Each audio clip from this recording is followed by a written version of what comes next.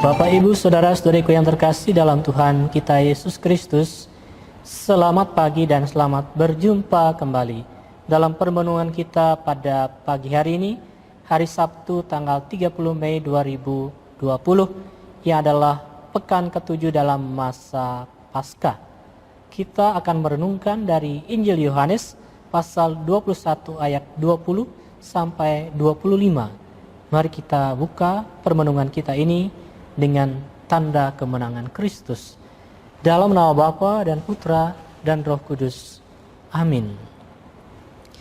Setelah Yesus yang bangkit berkata kepada Petrus, "Ikutlah aku," Petrus berpaling dan melihat bahwa murid yang dikasihi Yesus sedang mengikuti mereka, yaitu murid yang pada waktu mereka sedang makan bersama duduk dekat Yesus. Dia inilah yang berkata, "Tuhan, siapakah dia yang akan menyerahkan engkau?" Ketika Petrus melihat murid itu, ia berkata kepada Yesus, "Tuhan, apakah yang akan terjadi dengan dia ini?" Jawab Yesus, "Jikalau aku menghendaki supaya ia tinggal hidup sampai aku datang, itu bukan urusanmu, tetapi engkau ikutlah aku." Maka tersebarlah kabar di antara saudara-saudara itu bahwa murid itu tidak akan mati. Tetapi Yesus tidak mengatakan kepada Petrus bahwa murid itu tidak akan mati, melainkan, "Jikalau aku menghendaki supaya ia tinggal hidup sampai aku datang, itu bukan urusanmu." Dialah murid yang memberi kesaksian tentang semuanya ini dan yang telah menuliskannya, dan kita tahu bahwa kesaksiannya itu benar.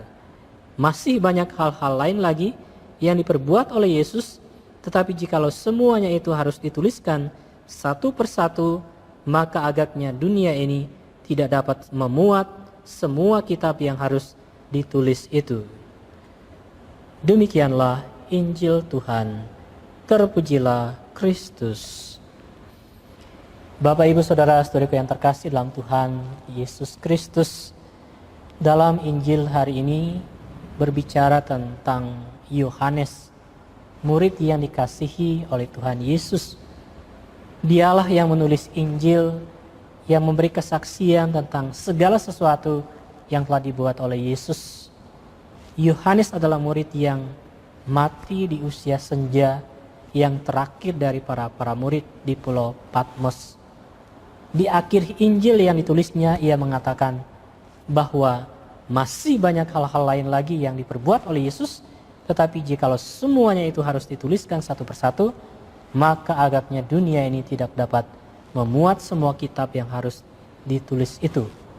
Oleh karena itu, wahyu Allah selain terjadi secara tertulis yang nyata dalam kitab suci, tetapi wahyu Allah itu juga nampak dalam tradisi lisan, yaitu apa yang diterima oleh para rasul dan Bapak Gereja, disampaikan secara lisan dalam pengajaran gereja sendiri.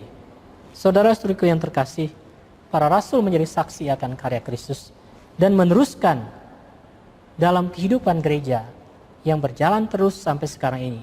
Para rasul memenuhi amanat Yesus untuk menjalankan tugas perutusan mereka untuk mewartakan Injil. Mereka yang telah dipanggil oleh Tuhan Yesus dan mengalami hidup bersama dengan Yesus, kini mereka bekerja dan meneruskan karya Kristus dari perhimpunan para rasul menjadi perhimpunan gereja yang nampak dalam dunia sekarang ini.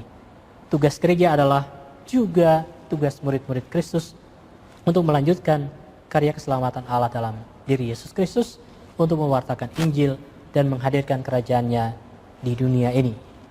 Saudara-saudariku yang terkasih, kita dipanggil, kita dipilih oleh Tuhan untuk menjadi murid-muridnya. Karena baptisan yang kita terima, kita menjalankan tugas perutusan kita, yaitu mengambil bagian dalam tugas perutusan Kristus, yaitu menjadi imam, nabi, dan raja, menguduskan, mewartakan, dan memimpin. Marilah kita dengan tekun dan setia menyatakan diri sebagai murid Kristus yang sejati, dan juga dengan konsekuen menjalankan tugas perutusan kita masing-masing. Tuhan memberkati kita sekalian. Amin. Dalam nama Bapa dan Putra dan Roh Kudus. Amin.